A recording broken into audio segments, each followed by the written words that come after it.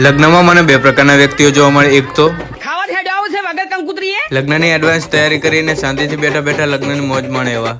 સવારમાં બે ભાઈબંધો થેલા લઈને વરરાજાના ઘરે આવીને તૈયાર કર્યો અને ગણેશ ભગવાનના દર્શન કરાવ્યા. किसी को मालूम नहीं पड़ना चाहिए कि हम लोग कहाँ जा रहे हैं. ફોટો પાડો મારો. ફોટો તમારો ચાલુ છે ફોટો.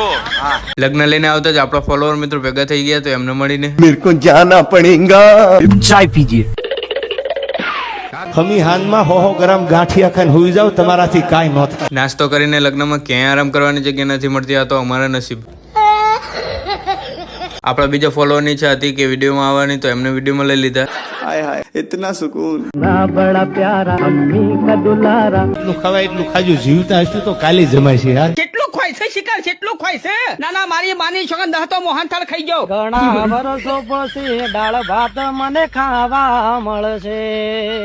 અને સાસ એક ગ્લાસ બે ગ્લાસ, અમુક તો પાડા કોણ સાચું કેવી સાસ બહુ પીધી ને મને ખટાશ નડે છે. અરે પાડા તારી જિંદગીમાં ધૂળ પડી ભલા માણા. ખાઈ ધરાઈને ભાઈબંધોને સુખનો ઓટલો દેખાડીને અમારા પરમ મિત્ર એવા મહાન લેખક શ્રી ભરતભાઈ અને વિરમભાઈ તેમના લખેલા નવા ગીત વિશે ચર્ચા વિચારણા કરીને મસ્તક મજાનો લગ્નનો માહોલ ગરમ કરીને નીકળવાનું ગાંધીનગર. ફાઇનલી ગાંધીનગર આપણા પ્લાન્ટે આવીને મારો વિથરેલો વાઘ આવ્યો. રામ રામ.